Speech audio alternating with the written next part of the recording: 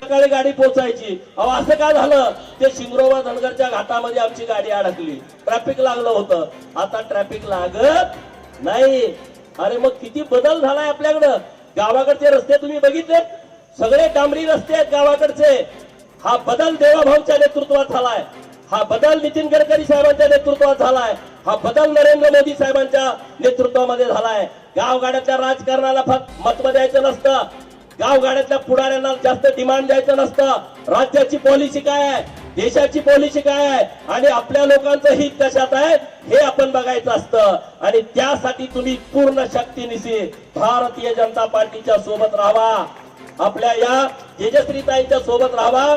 नक्की या शहरामध्ये जो तुम्हाला विकास अपेक्षित आहे तो विकास माननीय देवाभाऊच्या आणि प्रदेशाचे अध्यक्ष माननीय रवींद्र दादा चव्हाण यांच्या नेतृत्वामध्ये झाल्याशिवाय राहणार नाही. तुम्ही फक्त पूर्ण शक्तीनिशी भाजपच्या सोबत आलं पाहिजे. आता तुम्हाला 50% एसटी मोफत आहे की नाही?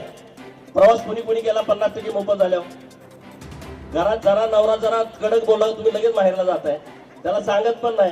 कारण इकडं लाडक्या बहिणीचे 1,500 असते, तिकिटाला पैसे पण मागायची गरज नाही. म्हणून आता आम्ही सगळे दबावात आहे ही सगळी लोक. कारण मुख्यमंत्री महोदयांच्या तुम्ही लाडक्या बहिणी असल्यामुळं हे सगळे गडी एकदम नरम आहेत, तुम्हाला सन्मानाची वागणूक देत आहेत. मी तुम्हाला विनंती अशी करतोय की आज देवाभाऊनी तुमच्याकडे विनंती केली आहे की तेजश्री ताईंना आणि आमच्या सगळ्या नगरसेवकांना तुम्ही मतदान केलं पाहिजे. मतदान हे पवित्र दान आहे. लोकशाहीमध्ये निवडणुका आणि निवडणुकानंतर मतदान या प्रक्रिया अत्यंत महत्वाच्या आहेत आणि ह्यामध्ये आपण चुकता कामा नये. आपण जर मत द्यायला चुकलो तर आपण विकासाच्या बाबतीमध्ये चुकतो. आणि जी लोक नम्र आहेत, जी लोक रिस्पेक्ट करतात, जी लोक तुमचं ऐकून घेतात, अशा लोकांच्या सोबत राहणं हे आपल्यासाठी चांगलं असतंय, शहरासाठी चांगलं असतंय आणि लोकांच्यासाठी चांगलं असतंय. मला वाटतं हे करंजुले पाटील कुटुंब हे तुमचं ऐकून घेणारं कुटुंब आहे. आपण सर्वांनी त्यांच्या सोबत ताकदीनं उभं राहाव्या. कुठल्याही दादागिरीला भीक न घालता, कुठल्याही दहशतीला न घाबरता आपण पूर्ण शक्तीनिशी भारतीय जनता पार्टीच्या सोबत यावं अशी मी तुम्हाला नम्रतेची विनंती करतोय, अशी मी तुम्हाला कळकळीची विनंती करतोय. आता शहरं बदलायला लागली, मेट्रोचं जाळं तयार व्हायला लागलं, लोकल सुद्धा मुंबईची आता बदलती आहे. मध्ये जो ऍक्सिडेंट झाला त्यानंतर निर्णय केला सरकारनं की आता दारं असणारी लोकल आणि क्वालिटीची लोकलचे डबे हे केंद्र सरकारने राज्य सरकारच्या माध्यमातून होत आहे. मेट्रो सिटी मध्ये नवीन नवीन सुविधा दिल्या जात आहेत. आज गावाकडची पोरं जी इकडे राहत आहेत, ज्यांना वसतिगृहामध्ये ऍडमिशन मिळालं नाही, त्यांच्यासाठी आम्ही योजना आणली आहे. जी ओबीसीची मुलं शहरामध्ये राहत आहेत, जी धनगर समाजाची मुलं शहरामध्ये राहत आहेत, त्या मुलांना समजावून सांगा 12वीच्या नंतर जी मुलं व्यावसायिक शिक्षण घेत आहेत, तो मुलगा जर तालुक्याला राहिला तर त्याला 38,000 रुपये आपण खोलीचं भाडं देतोय. तो जर जिल्ह्याला जाऊन राहिला त्याला 43,000 रुपये भाडं देतोय. तो जर महसूल ठिकाणी राहिला, मेट्रो सिटी सोडून जी महसूल ठिकाण आहेत तिथं जाऊन जर राहिला तर त्याला 58,000 रुपये भाडं देतोय. आणि तो जर मेट्रो सिटी मध्ये राहिला, ठाणे, मुंबई, नवी मुंबई, पुणे, पिंपरी चिंचवड आणि नागपूर, तिथं बहुजनांच्या पोरांना 61,000 रुपये आपण खात्यावरती देतोय. कुणी काळजी घेतली होती का सांगा ना? आपण म्हणतो वसतिगृहामध्ये ऍडमिशन मिळालं नाही, सामाजिक न्याय खात्याची वसतिगृह आहेत, तिथं ऍडमिशन नाही मिळालं तर आपण जाणार कुठं? हे जे पैसे उचल, ते जे पैसे उचल. आता पैसे उचलण्याची गरज नाही, फक्त तुम्ही फॉर्म भरायचा आणि तुमच्यावरती खात्यावरती आम्ही पैसे देतोय. हे सरकारने योजना आणली आहे.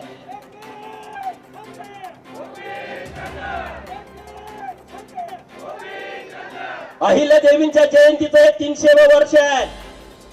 देवेंद्र फडणवीस साहेबांना मी धन्यवाद दिलाय, देशाच्या पंतप्रधान नरेंद्र मोदी साहेबांना धन्यवाद दिलाय. अरे 300वी जयंती आहे.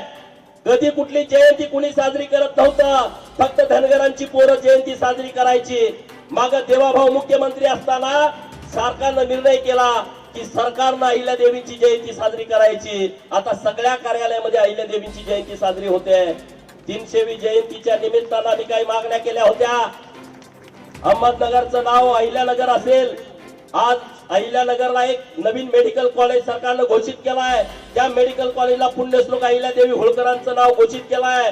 मी माननीय मुख्यमंत्री महोदयांच्याकडे आता लोणावळ्याच्या तिथून जो आता नवीन बोगदा तयार होतोय, माननीय मुख्यमंत्री महोदय देवाभाऊंच्याकडे प्रशांत दादा ठाकूर यांचं पत्र दिलेलं आहे, महेश दादा बालदी आमदार यांचं पत्र दिलेलं आहे, शिवसेनेचे भरतशेठ गोगावले आणि त्यांचे सहकारी दळवी साहेब यांची पत्र दिले की त्या बोगद्याला वीर सिंगरोबा धनगर यांचं नाव देण्यात यावं.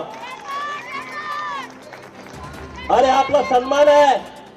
या इंग्रजांच्या विरोधामध्ये लढणारा, इंग्रजांना पहिल्यांदा ठासून सांगणारा, शिकला नव्हता, मेंढ्या राखणारा धनगराचा पोरगा जेव्हा इंग्रज या घाटामध्ये रस्ता काढत होते, जेव्हा त्यांना रस्ता सापडत नव्हता, मग तो म्हणणारे गोरे अधिकारी महिना 2 महिना या डोंगरदऱ्यात काय करतायत, आणि मग त्यांच्या बरोबर एक मराठी आणि इंग्रजी बोलणारा माणूस मला ह्याला रस्ता सापडेना झालाय. आणि मग शिंगरोबानी सांगितलं तुम्ही माझ्या माग या, मी तुम्हाला रस्ता दाखवतो. कारण त्या जंगलात राहणारे, दऱ्याखोऱ्यात राहणारे सगळ्यात त्यांनी रान तिथं पायाखाली तुडवलं होतं, त्यांनी फक्त वाट अशी दाखवली आणि रस्ता काढला. इंग्रजांनी त्यांना विचारलं बोल तुला काय हवा आहे, काय तुला बक्षीस देऊ. आम्ही 2 महिने प्रयत्न करतो, आम्हाला यश मिळालं नाही. मुंबई महाराष्ट्राला जोडायची होती, आम्हाला ते जमलं नाही, तुला पाहिजे काय. तेव्हा वीर सिंगरोबा धनगर म्हटला मला काही नकोय, तुम्ही पहिला देश सोडून जावा आणि भारताला स्वतंत्र पाहिजे. आणि तेव्हा त्या इंग्रजांनी पहिल्या गोळ्या वीर सिंगरोबा धनगराला घातल्या.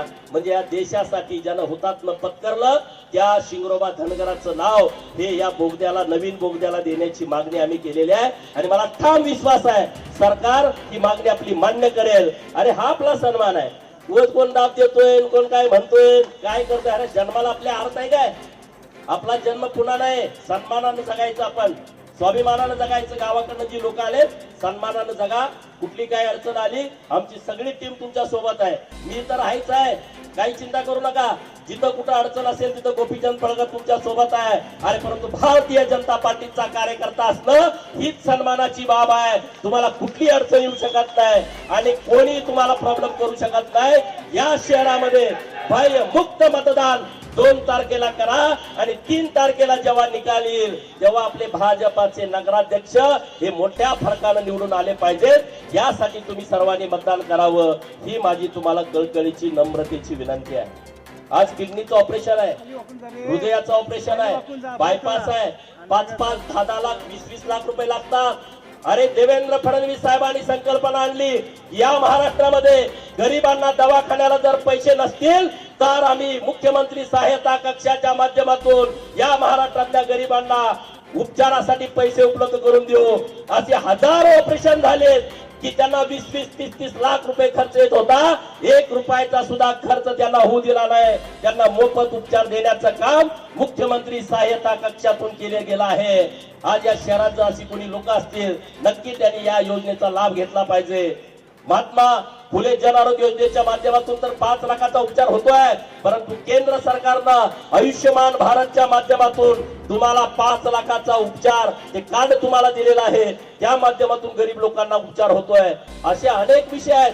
कामगार मंडळ आपलं जे आहे, तुम्ही सगळे जे आपली गरीब लोक आहे कामगार महामंडळाकडे तुम्ही रजिस्ट्रेशन केलं असेल. अरे कामगार महामंडळ तुम्हाला जो सुतार असेल तर सुताराला, कुंभार असेल तर कुंभाराला, लोहार असेल तर लोहाराला तुमचं जे साहित्य अपेक्षित आहे गवंडी काम करणाऱ्याला त्याचं किट देत आहे. 35 भांडी देत आहे, 35 भांडी. अरे इथं काय काय आपल्या भगिनी असतील ज्यांचं 30-40 वर्षापूर्वी लग्न झालंय त्यांना 35 भांडे सुद्धा घरच्या लोकांना गरिबीमुळे देता आले नसतील. आपलं सरकार त्या सर्व बहिणींचा सन्मान करताय. शाळेमध्ये तुमची मुलगी गेले त्याचा खर्च कामगार मंडळ करताय. तिच्या लग्नाला सुद्धा 1 लाख रुपये देण्याची व्यवस्था कामगारांच्या पोरांना आपल्या सरकारनं केलेली आहे. ते मेडिकलला गेलं, इंजिनिअरिंगला गेलं त्याचा सर्व खर्च आपलं सरकार करताय. या योजना नीटपणे समजून घ्या. इतक्या क्रांतिकारी योजना आपल्या सरकारनं आणलेल्या आहेत. प्रधानमंत्री आवास घरकुल योजनेमधून या महाराष्ट्रामध्ये 30 लाख घरं मंजूर झाले. शहराची वेगळी, ग्रामीणची वेगळी. आपल्या सरकारनं वेगवेगळ्या माग मुख्यमंत्री देवाभाऊ असताना मोदी आवास घरकुल योजना आणली. ओबीसींच्यासाठी पुण्यश्लोक अहिल्यादेवी होळकर घरकुल योजना आणली. धनगर समाजासाठी यशवंतराव चव्हाण मुक्त वसाहत योजना आणली. भटक्या विमुक्तांच्यासाठी रमाई घरकुल आणली. मागासवर्गीयांच्यासाठी शबरी योजना आणली पारधी समाजाच्यासाठी, अटल बांधकाम घरकुल योजना आणली बांधकाम कामगारांच्यासाठी. अशा असंख्य योजना सरकारनं आपल्या मित्रांनो त्याचा तुम्ही लाभ घेतला पाहिजे.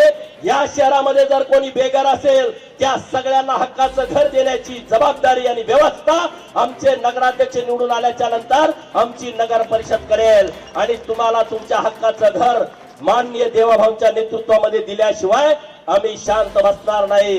कारण हे सरकार गरिबांच्यासाठी आहे, हे सरकार गावगाड्यातल्या लोकांच्यासाठी आहे, ज्या झोपडपट्टीमध्ये राहणाऱ्या लोकांच्यासाठी आहे. जर तुम्ही अतिक्रमण केलं असेल सरकारी जागेमध्ये आणि कोर्टाने निर्णय केला की या सगळ्यांना काढून टाका सरकारी जागेतून, आपलं सरकार संवेदनशील आहे. आपल्या सरकारनं निर्णय केला, कोर्टानं जरी निर्णय केला असेल तर कोर्टाला विनंती केली. ही गरीब लोक आहेत आणि ते राहण्यासाठी तिथं आहेत.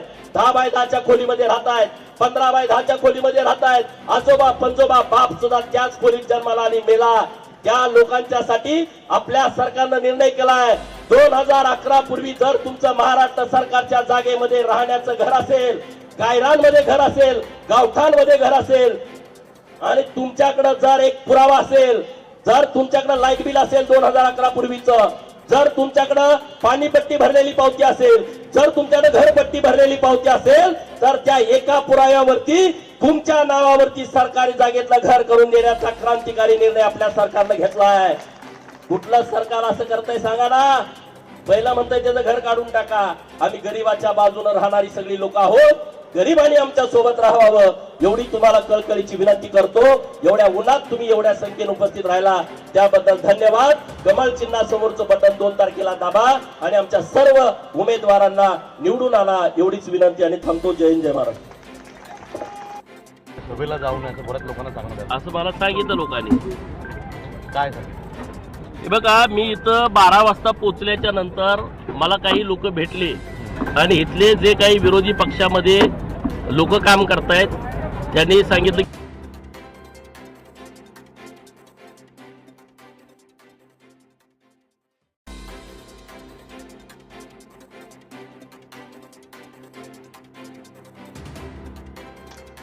नगराध्यक्षपदाला स्वरा जाधव, यश गायकवाड, प्रभाग क्रमांक 9चे उमेदवार विदुसर शेख, मीनाक्षी भागवत, प्रभाग क्रमांक 4चे उमेदवार मीना सुरेश वाळेकर, पवन वाळेकर, प्रभाग क्रमांक 4 विनू सिंह, श्रद्धा गुंजाळ, प्रभाग क्रमांक 10 श्रद्धा जाधव, अनिल गायकवाड, प्रभाग क्रमांक 8 भगवान मुंडे, महादेवी राजू. या शिबिरावरती उपस्थित भारतीय जनता पार्टीचे नेते डॉक्टर मुक्तांचं ज्यांनी नेतृत्व केलं ते माननीय नरेंद्रजी पवार साहेब, कोरविले साहेब, रिपब्लिकन पार्टी ऑफ इंडियाचे नेते. या शिबिरावर उपस्थित ज्योतिताई भंडारे, चंद्रकांत मोटे, नवनाथ गुलगुडे, सुधाकर पांढरे, वसंत कोरलीगिरे आणि तुम्ही सर्वजण ज्यांच्या पाठिंब्यावरती, ज्यांच्या भरोश्यावरती, ज्यांच्या जीवावरती अंबरनाथ शहरातली दादागिरी मोडीत काढून भारतीय जनता पार्टीचे नगराध्यक्ष आणि उमेदवार तुम्ही निवडून देणार आहात अशा सर्व माता भगिनी, युवा मित्र आणि वडीलधारी मंडळीने राज्यभर नगरपंचायत, नगर परिषदेच्या निवडणुका सुरू आहेत. 2 दिवस प्रचाराचे बाकी आहेत आणि 2 तारखेला आपल्याला मतदान करायचं आहे. भारतीय जनता पार्टीला पण मतदान का करायचं आहे हे पहिलं नीट समजून घेतलं पाहिजे. 2014 पूर्वीची परिस्थिती आठवा. 2014 पूर्वी या देशामध्ये प्रत्येक 15 दिवसाला एक घोटाळा बाहेर यायचा, केंद्र सरकारचा, राज्य सरकारचा. या देशामध्ये भ्रष्टाचार वाढला होता आणि अशा वेळेस भारतीय जनता पार्टीचे नेते, तत्कालीन गुजरातचे मुख्यमंत्री माननीय नरेंद्र मोदी साहेब पंतप्रधान पदाचे भाजपा एनडीएचे उमेदवार झाले आणि अखंड देशामध्ये वारा फिरला. नरेंद्र मोदी साहेब देशाचे 2014 पंतप्रधान झाले आणि 2014 नंतर आता 2025 एक महिन्याने संपतोय. जवळपास 11 वर्ष पूर्ण झाली. अत्यंत चांगल्या पद्धतीनं विरोधक तर नरेंद्र मोदी साहेबांच्या वरती अत्यंत खालच्या पातळीवरती जाऊन टीका करतात, रोज टीका करतात. परंतु मला आनंद या गोष्टीचा आहे आणि भाजपच्या प्रत्येक कार्यकर्त्याला या गोष्टीचा अभिमान वाटेल. अखंड देशभरातल्या विरोधकांनी नरेंद्र मोदी साहेबांच्या वरती, केंद्र सरकारच्या वरती खालच्या पातळीला जाऊन टीका केली. परंतु त्या टीकेमध्ये 1 रुपयाचा भ्रष्टाचार केला अशी एक पण टीका गेल्या 11 वर्षामध्ये झाली नाही. एक पण टीका नाही. तीच परिस्थिती देवेंद्र फडणवीस साहेबांच्या बाबतीमध्ये. जेव्हा 14 ते 19, 22 ते 24 उपमुख्यमंत्री आणि आता 24 पासून मुख्यमंत्री झाले. परंतु एकही भ्रष्टाचाराचा आरोप ना देवेंद्र फडणवीस साहेबांच्या वरती झाला किंवा मंत्रिमंडळातल्या भारतीय जनता पार्टीच्या एखाद्या मंत्र्यावरती झाला. इतकं पारदर्शक सरकार भारतीय जनता पार्टी चालवत आहे. आणि राज्यभरातली परिस्थिती तुम्ही बघताय. शहरापासून गावापर्यंत, मुंबई मेट्रो सिटी असेल, ठाणे मेट्रो सिटी असेल, पिंपरी चिंचवड असेल, पुणे असेल, नागपूर असेल, नाशिक सारखे मोठे शहर असेल, संभाजीनगर असेल, तिकडं नागपूर असेल, अमरावती असेल, या मोठ्या शहरामध्ये त्यांनी अत्यंत चांगल्या पद्धतीनं विकासाचा रथ पुढे घेऊन गेलेला आहे. परंतु आपण गावगाड्याची लोक इथे पोटाची खळगी भरण्यासाठी काही वर्षांपासून पुढे आलाय. आपल्या गावाकडे 10 वर्षापूर्वीची परिस्थिती, पिण्याच्या पाण्याला टँकर, जनावरांना चारा छावण्या आणि शेतीला पाणी नाही अशी परिस्थिती होती. परंतु राज्याला मुख्यमंत्री देवाभाऊ लागले आणि अखंड महाराष्ट्रातल्या दुष्काळी तालुक्यांना हिरवा शालू देण्याचं काम माननीय देवेंद्र फडणवीस साहेबांनी केलंय. मला आनंद आहे. अटपाडी, सांगोला, मान, खटाव, फलटण, कोळेगाव, मंगळवेढा, कवडेनगर या सगळ्या परिसरातली लोक येत आहेत. मराठवाड्याच्या काही तालुक्यातली लोक येत आहेत आणि ह्या सगळ्या लोकांना मी विनंती करण्यासाठी आलो आहे. अरे बाबांनो, डॉक्टर बाबासाहेब आंबेडकर साहेबांनी आपल्याला मतदान हे शस्त्र दिलं आहे. पूर्वीची युद्ध ही समोरासमोर व्हायची. जेव्हा आधुनिकता नव्हती, तलवारीने एकमेकाला मारायचे, नंतर धनुष्यबाण आले, नंतर बंदुका आल्या, नंतर एक चप्पल आल्या, नवीन टेक्नॉलॉजी वाढत गेल्या. परंतु बाबासाहेबांनी दिलेला आपल्याला अधिकार आहे की या निवडणुकीमध्ये तुम्हाला युद्ध समोरासमोर करायची गरज नाही. तुम्हाला युद्ध करताना कुठल्या हत्याराची गरज नाही. ना तुम्हाला तलवार लागते, ना तुम्हाला बंदूक लागते, ना तुम्हाला एक चप्पल लागते. फक्त या भूतामध्ये एक चप्पलपेक्षा जास्त ताकद लोकशाहीने तुम्हाला दिलेली आहे. तुम्ही कुठलीही दादागिरी मिळून काढू शकता. आणि म्हणून अंबरनाथ मधल्या सर्व मतदारांना माझी विनंती आहे, जर तुम्हाला दादागिरी जर इथे निवडून काढायची असेल तर फक्त या बोटाने तुम्ही निवडून काढू शकता. तुम्हाला युद्ध करण्याची गरज नाही. 2 तारखेला तुम्ही फक्त कमळा समोरचे बटन दारा, पटा सगळे विरोधक कामाला लागतील. इतकी ताकद संविधानाने आपल्याला दिलेली आहे. तर तुम्हाला मारा करायचं नाही, युद्ध करायचं का? नाही ना. आपण लोकशाहीमध्ये राहतोय. अंबरनाथमध्ये मी सकाळी आल्यापासून ऐकते वेगवेगळी गाणं गेले. मला वाटतं हे काय तालिबानमध्ये आपण गेलोय, हमासमध्ये गेलोय, इराण, इराक, अफगाणिस्तान, तुर्कस्तान, तिकडे आता युद्ध चालू, इकडे तिकडे गेलेलं काय म्हटलं. अरे हा भारत आहे. जगातल्या ज्या लोकशाही मानणारी जे देश आहेत ते सगळे देश भारताच्या लोकशाहीचा आदर्श घेत आहेत. भारताच्या लोकशाहीचा आदर्श घेत आहेत.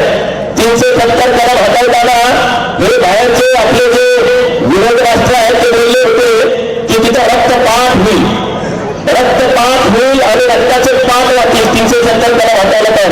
माननीय नरेंद्र मोदी साहेब आणि अमित शहा साहेबांनी 370 कलम हटवून टाकलं ना. कुठं गोळीबार झाला ना काय झालं.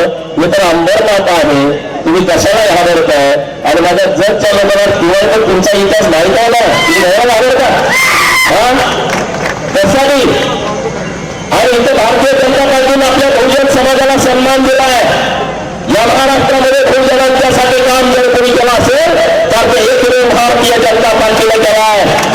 गरीब मराठापासून बौद्ध असेल, चांभार असेल, कुंभार असेल, साई मावी तेली कोटी वंजारी हत्या धरणार सरकार नामेची मनार केला मुसलमान लिंगायत परिघरची असेल, भट्टवित्तमध्ये राहणारे कैकाडे असतील, मागडवाला असेल, तुमची असेल, गुलाटी असेल, गणकलक्ष्मीवाला असेल, मर्याचा गाडेवाला असेल, तो तिथं राहणारा वेलकी असेल, रेल्वे असेल, ही जी पालामध्ये राहणारी लोक आहेत, या छोट्या छोट्या लोकांच्यासाठी जर निर्णय कोणी घेतला असेल, ओबीसी असेल, मायनर ओबीसी असेल, या लोकांना मानाचं स्थान देण्याचं काम भारतीय जनता पार्टीने केलं आहे.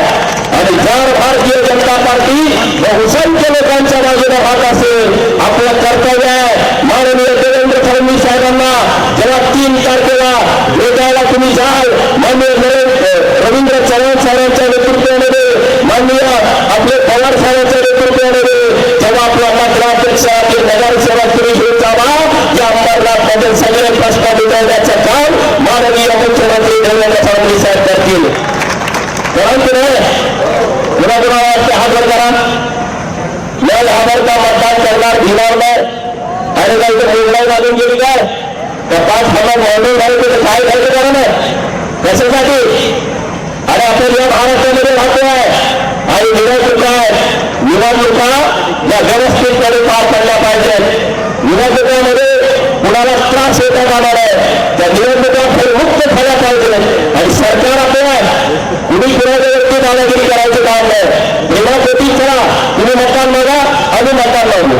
तर मध्ये आमच्या लोकांना म्हणून गोपीचंद पडळकरच्या सभेला जाऊ नका, आणि तुम्ही गोपीचंद पडळकरच्या सभेला जाऊ नका म्हणून सांगितलं असेल तर त्यांच्या विजयामध्ये गोपीचंद पडळकरांची तुम्ही कसं काय काढणार. हे तुम्हाला 2 तारखेला कळणार, 3 तारखेला मतमोजणी करताना कळणार. आणि हे असं कसं आले घरातलं बाहेर आले नाही आणि मत कसं काय घेऊन गेली. गोपीचंद पडळकर असाच पुढारी घालायचा आहे. या सगळ्या लोकांच्या वर्गणीवरती, या सगळ्या लोकांच्या प्रेमापोटी, या सगळ्या लोकांच्या पाठिंब्यावरती हा गोपीचंद पडळकर पश्चिम महाराष्ट्रामध्ये पुढारी झाला आहे. हा काय कुठल्या आमदाराचा खासदाराचा पोरगा नाही. माझा बाप काय मंत्री होता, निकाल पडळकर आणि त्या 100 घराचा पोरगा आहे. जेव्हा ते मला तुझे हात तोडतो, तुझे पाय तोडतो, आता माझा पाय उभा ना 20 वर्ष झालं मी राजकारणामध्ये, 20 वर्ष झालं मी राजकारणामध्ये. तुला इथे मारतो तिथे तुला मारतो. आणि मला मारणारे गेले पण मला अजून काही झालं नाही. एवढी क्षमता एवढी ताकद आपल्या सगळ्या बहुजन लोकांची आहे. आणि म्हणून माझ्या बहिणीतल्या मोठ्या संख्येत इथं आहेत. किती मोठा सन्मान केलाय. मुख्यमंत्री लाडकी बहीण योजना, ही लाडकी बहीण योजना मुख्य निधीचा विषय नाही आहे. या महाराष्ट्रातल्या माझ्या बहिणींना सन्मान आणि स्वाभिमान देणारी ही योजना आहे. आज तुम्ही ही योजना आल्याच्या नंतर जेव्हा तुम्ही भावाकडे जायचा भाऊबीजेला, जेव्हा तुम्ही भावाकडे जायचा रक्षा बांधायला, एखादा भाऊ गरीब असतो, तो बहिणीला साडी पण घेऊ शकत नाही.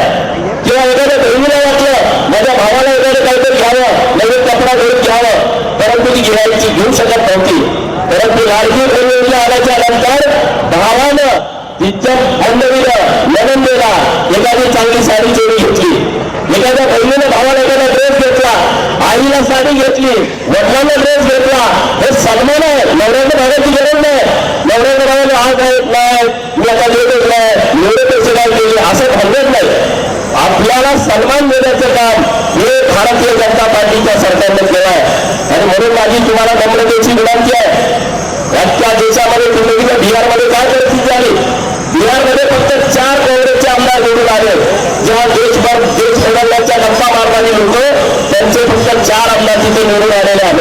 आता देशामध्ये भारतीय जनता पार्टीचा वारा आहे.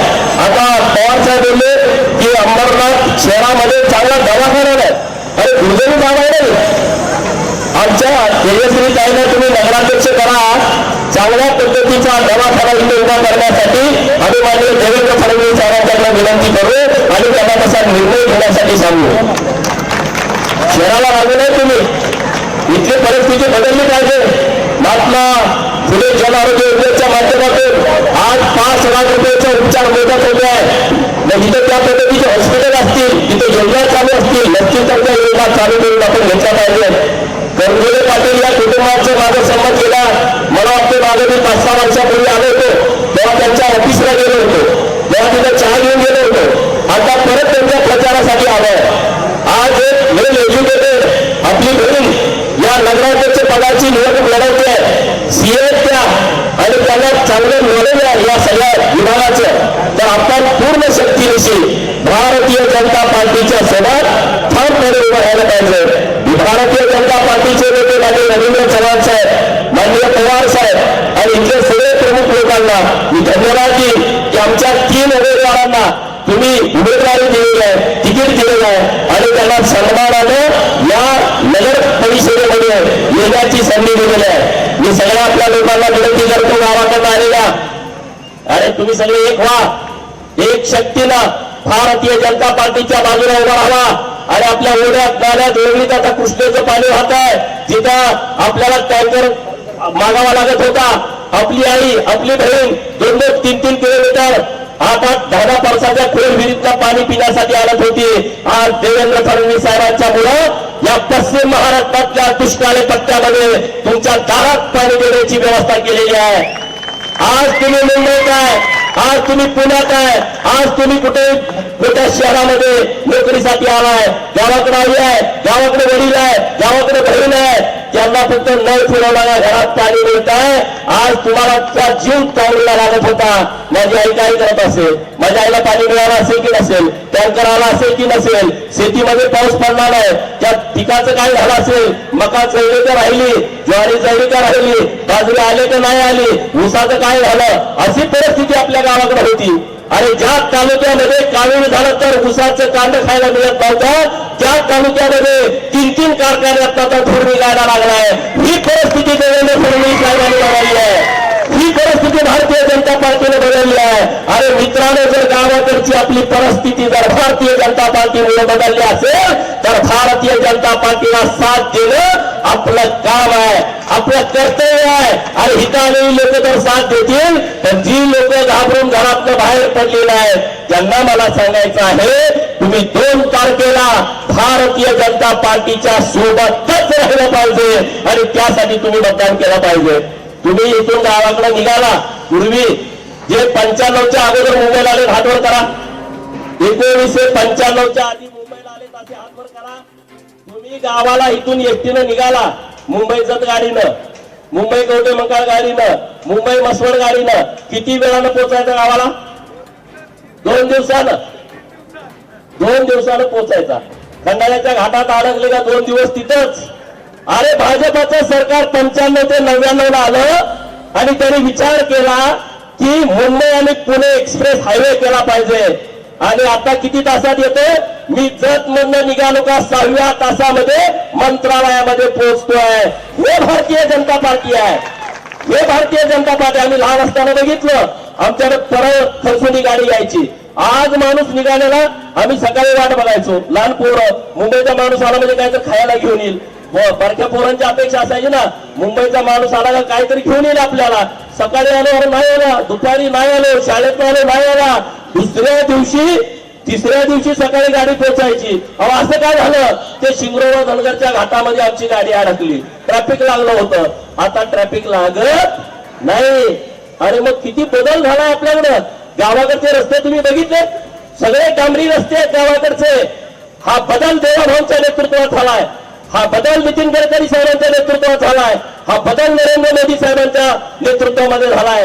गावगाड्यातल्या राजकारणाला फक्त मत द्यायचं नसतं, गावगाड्यातल्या पुढाऱ्यांना जास्त डिमांड द्यायचं नसतं. राज्याची पॉलिसी काय आहे, देशाची पॉलिसी काय आहे आणि आपल्या लोकांचं हित कशात आहे हे आपण बघायचं असतं. आणि त्यासाठी तुम्ही पूर्ण शक्तीनिशी भारतीय जनता पार्टीच्या सोबत राहा, आपल्या या तेजस्वीताईंच्या सोबत राहा. नक्की या शहरामध्ये जो तुम्हाला विकास अपेक्षित आहे तो विकास माननीय देवाभाऊंच्या आणि प्रदेशाचे अध्यक्ष माननीय रवींद्र दादा चव्हाण यांच्या नेतृत्वामध्ये झाल्याशिवाय राहणार नाही. तुम्ही फक्त पूर्ण शक्तीनिशी भाजपच्या सोबत आलं पाहिजे. आता तुम्हाला 50% एसटी मोफत आहे की नाही? प्रवास कुणी कुणी केला 50% मोफत झाल्यावर? घरात जरा नवरा जरा कडक बोलला तुम्ही लगेच बाहेरला जाताय, त्याला सांगत पण नाही. कारण इकडं लाडक्या बहिणीचे 1,500 असते, तिकिटाला पैसे पण मागायची गरज नाही. म्हणून आता आम्ही सगळे दबावात आहे सगळी लोक. कारण मुख्यमंत्री महोदयांच्या तुम्ही लाडक्या बहिणी असल्यामुळं हे सगळे गडी एकदम नरम आहेत, तुम्हाला सन्मानाची वागणूक देत आहेत. मी तुम्हाला विनंती अशी करतोय की आज देवाभाऊनी तुमच्याकडे विनंती केली आहे की तेजश्री ताईंना आणि आमच्या सगळ्या नगरसेवकांना तुम्ही मतदान केलं पाहिजे. मतदान हे पवित्र दान आहे. लोकशाहीमध्ये निवडणुका आणि निवडणुकानंतर मतदान ह्या प्रक्रिया अत्यंत महत्वाच्या आहेत आणि ह्यामध्ये आपण चुकता कामा नये. आपण जर मत द्यायला चुकलो तर आपण विकासाच्या बाबतीमध्ये चुकतो. आणि जी लोक नम्र आहेत, जी लोक रिस्पेक्ट करतात, जी लोक तुमचं ऐकून घेतात, अशा लोकांच्या सोबत राहणं हे आपल्यासाठी चांगलं असतंय, शहरासाठी चांगलं असतंय आणि लोकांच्यासाठी चांगलं असतंय. मला वाटतं हे करंजुले पाटील कुटुंब हे तुमचं ऐकून घेणारं कुटुंब आहे. आपण सर्वांनी त्यांच्या सोबत ताकदीनं उभं राहाव्या. कुठल्याही दादागिरीला भीक न घालता, कुठल्याही दहशतीला न घाबरता आपण पूर्ण शक्तीनिशी भारतीय जनता पार्टीच्या सोबत यावं अशी मी तुम्हाला नम्रतेची विनंती करतोय, अशी मी तुम्हाला कळकळीची विनंती करतोय. आता शहरं बदलायला लागली, मेट्रोचं जाळं तयार व्हायला लागलं, लोकल सुद्धा मुंबईची आता बदलती आहे. मध्ये जो ऍक्सिडेंट झाला त्यानंतर निर्णय केला सरकारनं की आता दारू असणारी लोकल आणि क्वालिटीची लोकलचे डबे हे केंद्र सरकारने राज्य सरकारच्या माध्यमातून होत आहे. मेट्रो सिटीमध्ये नवीन नवीन सुविधा दिल्या जात आहेत. आज गावाकडची पोरं जी इकडे राहत आहेत, ज्यांना वसतिगृहामध्ये ऍडमिशन मिळालं नाही, त्यांच्यासाठी आम्ही योजना आणली आहे. जी ओबीसीची मुलं शहरामध्ये राहत आहेत, जी धनगर समाजाची मुलं शहरामध्ये राहत आहेत, त्या मुलांना समजावून सांगा 12वीच्या नंतर जी मुलं व्यावसायिक शिक्षण घेत आहेत, तो मुलगा जर तालुक्याला राहिला तर त्याला 38,000 रुपये आपण खोलीचं भाडं देतोय. तो जर जिल्ह्याला जाऊन राहिला त्याला 43,000 रुपये भाडं देतोय. तो जर महसूल ठिकाणी राहिला, मेट्रो सिटी सोडून जी महसूल ठिकाण आहेत तिथं जाऊन जर राहिला तर त्याला 58,000 रुपये भाडं देतोय. आणि तो जर मेट्रो सिटीमध्ये राहिला, ठाणे, मुंबई, नवी मुंबई, पुणे, पिंपरी चिंचवड आणि नागपूर, तिथं बहुजनांच्या पोरांना 61,000 रुपये आपण खात्यावरती देतोय. कुणी काळजी घेतली होती का सांगा ना? आपण म्हणतो वसतिगृहामध्ये ऍडमिशन मिळालं नाही, सामाजिक न्याय खात्याची वसतिगृह आहेत, तिथं ऍडमिशन नाही मिळालं तर आपण जाणार कुठं? ह्याचे पैसे उचल, त्याचे पैसे उचल. आता पैसे उचलण्याची गरज नाही, फक्त तुम्ही फॉर्म भरायचा आणि तुमच्यावरती खात्यावरती आम्ही पैसे देतोय. हे सरकारने योजना आणली आहे.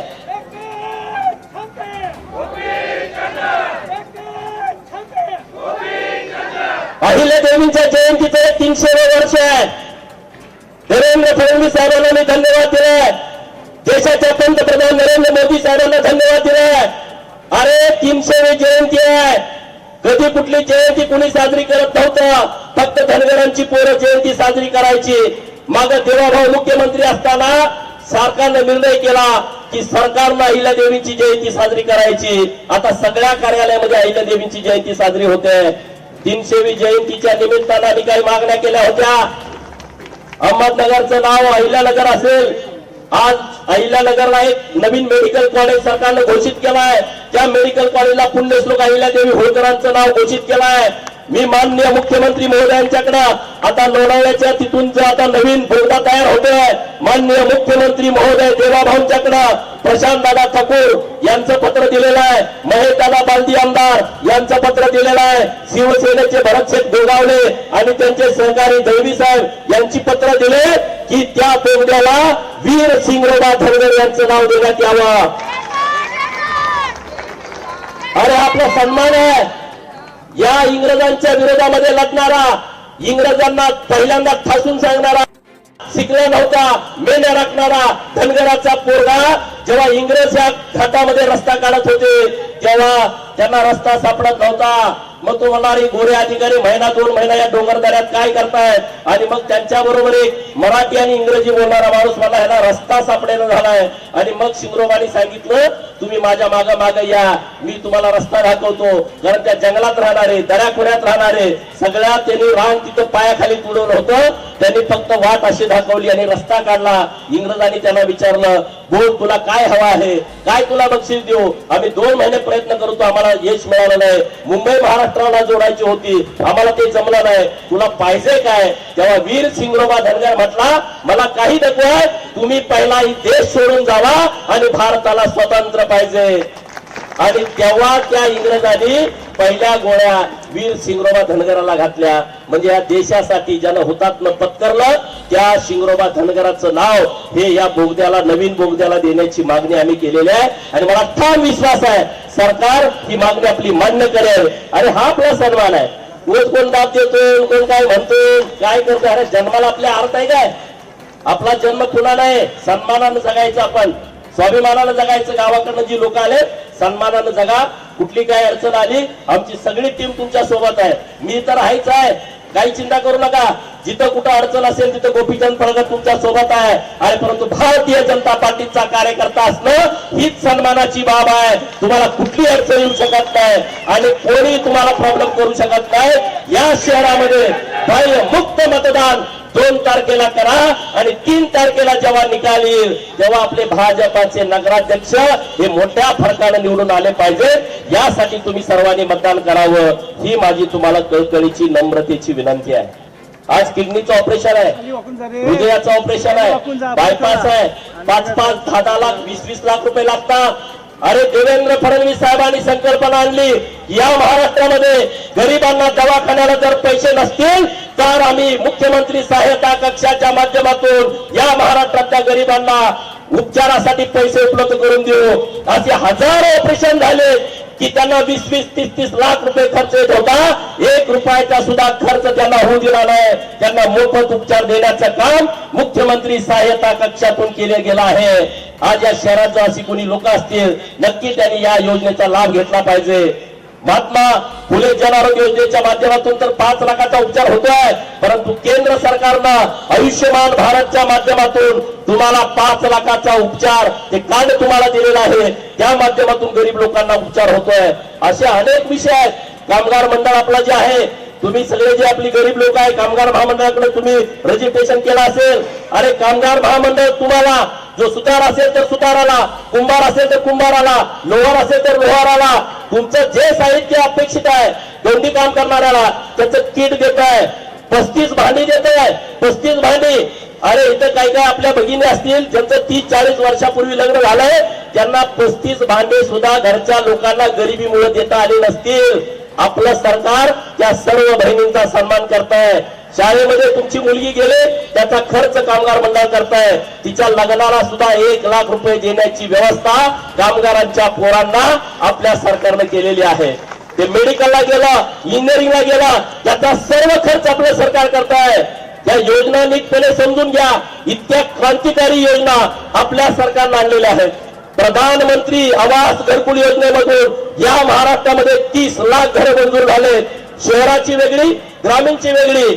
आपल्या सरकारने वेगवेगळ्या माग मुख्यमंत्री देवभाव असताना मोदी आवास घरकुल योजना आणली ओबीसींच्यासाठी. पुण्यश्लोक अहिल्यादेवी होळकर घरकुल योजना आणली धनगर समाजासाठी. यशवंतराव चव्हाण मुक्त वसाहत योजना आणली भटक्या विमुक्तांच्यासाठी. रमाई घरकुल आणली मागासवर्गीयांच्यासाठी. शबरी योजना आणली पारधी समाजाच्यासाठी. अटल बांधकाम घरकुल योजना आणली बांधकाम कामगारांच्यासाठी. अशा असंख्य योजना सरकारनं आपल्या मित्रांनो त्याचा तुम्ही लाभ घेतला पाहिजे.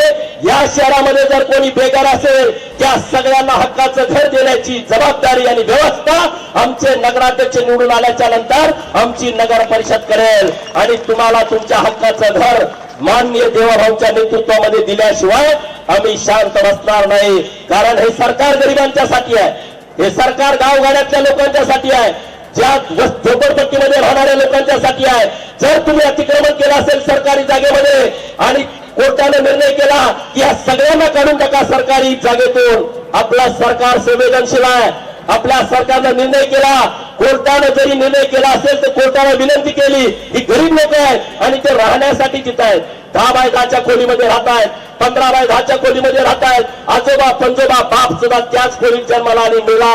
त्या लोकांच्यासाठी आपल्या सरकारनं निर्णय केलाय. 2011 पूर्वी जर तुमच्या महाराष्ट्र सरकारच्या जागेमध्ये राहण्याचं घर असेल, गायरांमध्ये घर असेल, गावठाणमध्ये घर असेल आणि तुमच्याकडे जर एक पुरावा असेल, जर तुमच्याकडे लाईट बिल असेल 2011 पूर्वीचं, जर तुमच्याकडे पाणीपट्टी भरलेली पावती असेल, जर तुमच्याकडे घरपट्टी भरलेली पावती असेल, तर त्या एका पुराव्यावरती तुमच्या नावावरती सरकारी जागेतला घर करून देण्याचा क्रांतिकारी निर्णय आपल्या सरकारने घेतलाय. कुठलं सरकार असं करतंय सांगा ना. पहिला म्हणतोय त्याचं घर काढून टाका. आम्ही गरीबाच्या बाजूने राहणारी सगळी लोक आहोत, गरीबाने आमच्या सोबत राहावं एवढी तुम्हाला कळकळीची विनंती करतो. एवढ्या उन्हात तुम्ही एवढ्या संख्येने उपस्थित राहिला त्याबद्दल धन्यवाद. कमळ चिन्हासमोरचं बटन 2 तारखेला दाबा आणि आमच्या सर्व उमेदवारांना निवडून आणा एवढीच विनंती आणि थांबतो. जय हिंद, जय महाराष्ट्र. सभेला जाऊ नये असं बऱ्याच लोकांना सांगण्यात आलं. असं मला सांगितलं लोकांनी. काय सांगितलं? हे बघा, मी इथं 12 वाजता पोहोचल्याच्या नंतर मला काही लोक भेटले आणि इथले जे काही विरोधी पक्षामध्ये लोक काम करतायत त्यांनी सांगितलं स्वरा जाधव, यश गायकवाड, प्रभाग क्रमांक 9चे उमेदवार विदुसर शेख, मीनाक्षी भागवत, प्रभाग क्रमांक 4चे उमेदवार मीना सुरेश वाळेकर, पवन वाळेकर, प्रभाग क्रमांक 4 विनू सिंह, श्रद्धा दिंगार, प्रभाग क्रमांक 10 श्रद्धा जाधव, अनिल गायकवाड, प्रभाग क्रमांक 8 भगवान लोटे, महादेवी राजू. या शिबिरावरती उपस्थित भारतीय जनता पार्टीचे नेते डॉक्टर मुक्तांचं ज्यांनी नेतृत्व केलं ते माननीय नरेंद्रजी पवार साहेब, कर्मिले साहेब, रिपब्लिकन पार्टी ऑफ इंडियाचे नेते. या शिबिरावर उपस्थित ज्योतिताई भंडारे, चंद्रकांत मोटे, नवनाथ गुळगुडे, सुधाकर पांढरे, वसंत कोंडिगिरे आणि तुम्ही सर्वजण ज्यांच्या पाठिंब्यावरती, ज्यांच्या भरोश्यावरती, ज्यांच्या जीवावरती अंबरनाथ शहरातली दादागिरी मोडीत काढून भारतीय जनता पार्टीचे नगराध्यक्ष आणि उमेदवार तुम्ही निवडून येणार आहात अशा सर्व माता भगिनी, युवा मित्र आणि वडीलधारी मंडळीने राज्यभर नगरपंचायत, नगर परिषदेच्या निवडणुका सुरू आहेत. 2 दिवस प्रचाराची बाकी आहे आणि 2 तारखेला आपल्याला मतदान करायचं आहे. भारतीय जनता पार्टीला आपण मतदान का करायचं आहे हे पहिलं नीट समजून घेतलं पाहिजे. 2014 पूर्वीची परिस्थिती आठवा. 2014 पूर्वी या देशामध्ये प्रत्येक 15 दिवसाला एक घोटाळा बाहेर यायचा, केंद्र सरकारचा, राज्य सरकारचा. या देशामध्ये भ्रष्टाचार वाढला होता आणि अशा वेळेस भारतीय जनता पार्टीचे नेते, तत्कालीन गुजरातचे मुख्यमंत्री माननीय नरेंद्र मोदी साहेब पंतप्रधान पदाचे भाजपा एनडीएचे उमेदवार झाले आणि अखंड देशामध्ये वारा फिरला. नरेंद्र मोदी साहेब देशाचे 2014 पंतप्रधान झाले आणि 2014 नंतर आता 2025 एक महिन्याने संपतोय. जवळपास 11 वर्षे पूर्ण झाली. अत्यंत चांगल्या पद्धतीनं विरोधक तर नरेंद्र मोदी साहेबांच्या वरती अत्यंत खालच्या पातळीवरती जाऊन टीका करतात, रोज टीका करतात. परंतु मला आनंद या गोष्टीचा आहे आणि भाजपच्या प्रत्येक कार्यकर्त्याला या गोष्टीचा अभिमान वाटेल. अखंड देशभरातल्या विरोधकांनी नरेंद्र मोदी साहेबांच्या वरती, केंद्र सरकारच्या वरती खालच्या पातळीला जाऊन टीका केली, परंतु त्या टीकेमध्ये 1 रुपयाचा भ्रष्टाचार केला अशी एक पण टीका गेल्या 11 वर्षामध्ये झाली नाही. एक पण टीका नाही. तीच परिस्थिती देवेंद्र फडणवीस साहेबांच्या बाबतीमध्ये. जेव्हा 14 ते 19, 22 ते 24 उपमुख्यमंत्री आणि आता 24 पासून मुख्यमंत्री झाले, परंतु एकही भ्रष्टाचाराचा आरोप ना देवेंद्र फडणवीस साहेबांच्या वरती झाला किंवा एखाद्या मंत्र्यावरती झाला. इतकं पारदर्शक सरकार भारतीय जनता पार्टी चालवत आहे.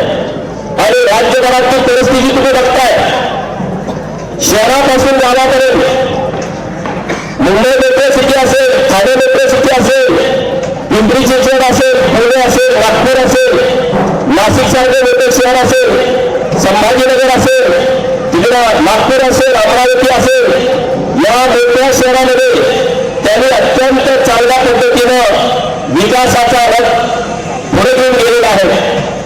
परंतु आपण गावगाड्याची लोक इथे पोटाची खळगी भरण्यासाठी काही वर्षांपासून पुढे आलाय. आपल्या गावाकडे 10 वर्षापूर्वीची परिस्थिती, पिण्याच्या पाण्याला टँकर, जनावरांना चारा छावण्या आणि शेतीला पाणी नाही अशी परिस्थिती होती.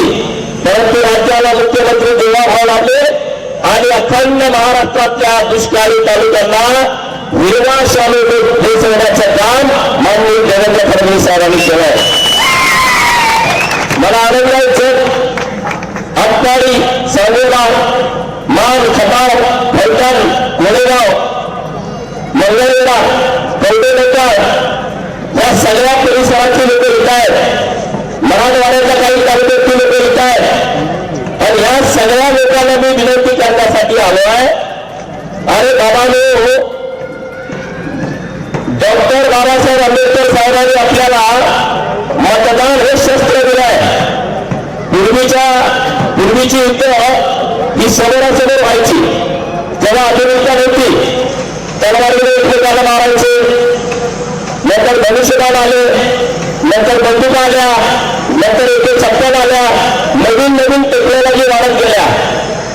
परंतु बाबासाहेबांनी दिलेला आपल्याला अधिकार आहे की या निवडणुकीमध्ये तुम्हाला युद्ध समोरासमोर करायची गरज नाही.